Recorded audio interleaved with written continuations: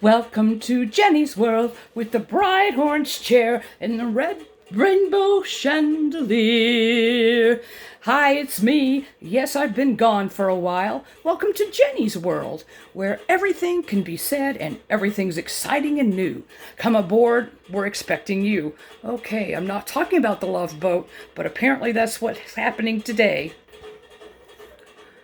Wowza. The Elton John concert was to die for. It is the last concert of a lifetime, and I will talk to you more about that as the days go by because this concert was phenomenal and he ended it up being so totally expressive and wonderful to me. And believe it or not, that's the last concert of a lifetime. So we'll talk about Elton John here real soon.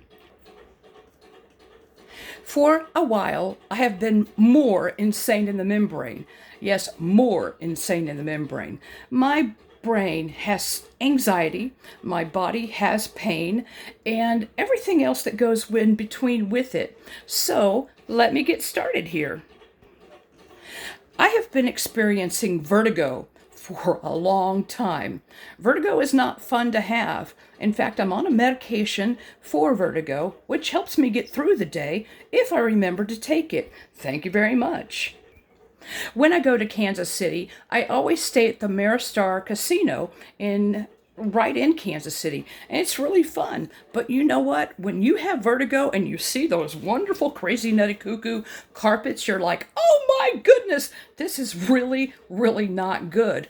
But you get acclimated to it and have a really good time. And I really had a great time at the Maristar Casino. I'm not getting any compensation for this, by the way. And also, it gave me an extra day to stay, which is wonderful.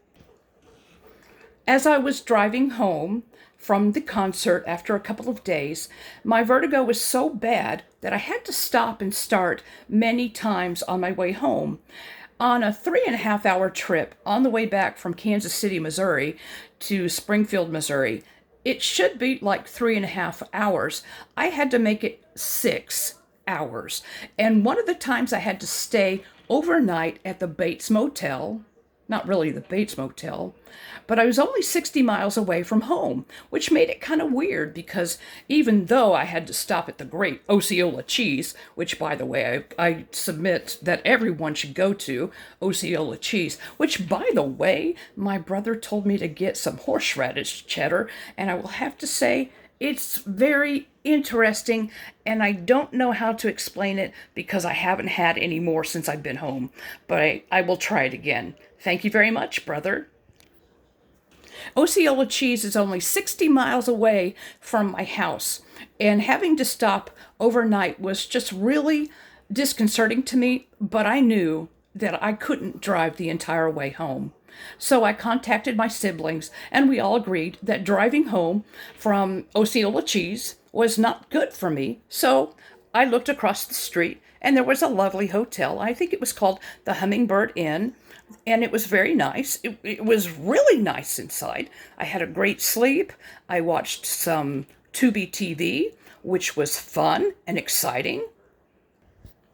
The next morning, I decided to get some breakfast, and there was this lovely little cafe. Well, I have to say an Amish cafe, Amish restaurant store, right next to the Bates Motel, and got some biscuits and gravy, which was awesome. And then I drove the way back to Springfield. As I was driving back, I had to start and stop many times, many times.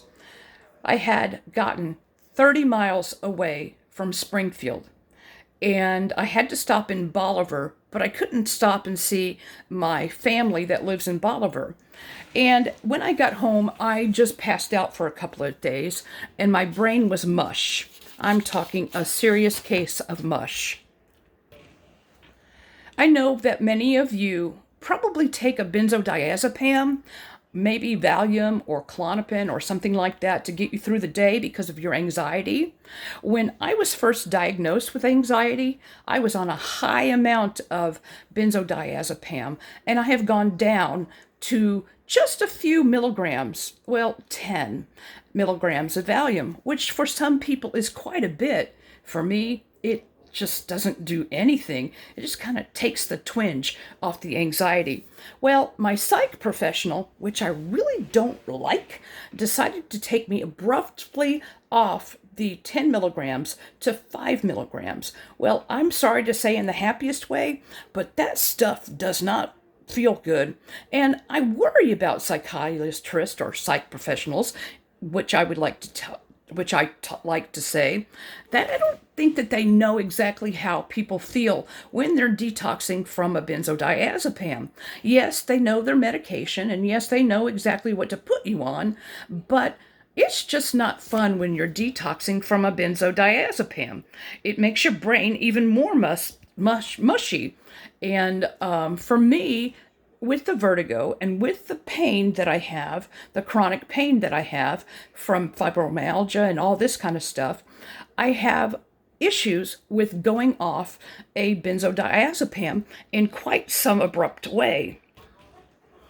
It is taking me all I have to make this video for you.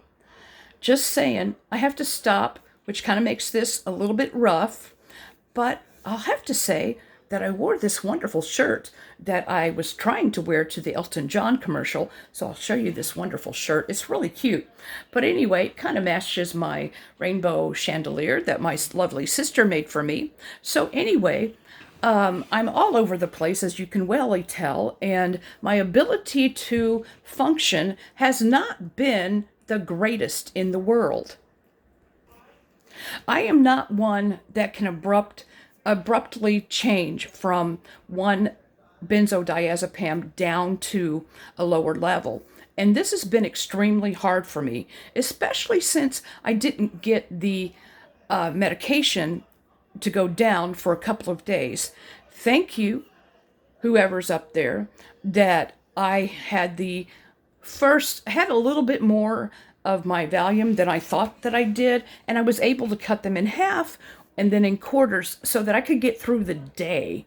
So I was down taking 5 milligrams a day, which, like I said, made my brain kind of go into mush. So what am I trying to say? Is that I just wanted to put up a video for you today to show you what it looks like to be kind of out of it and kind of wacky in your brain and not being able to focus, which is why I've had to stop and start so many times.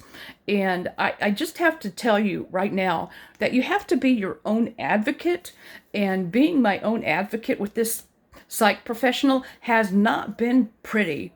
Working back and forth with one psych professional that does not really know how it feels to be on a benzodiazepam has been extremely difficult. However, going through the motions to get this done has been a wonderful experience to share and care with other people, even though it's driving me insane. So I hope that you have a great I hope that you have a great day. I want you to remember that you are loved, and so am I, that Santa loves you, and bye for now.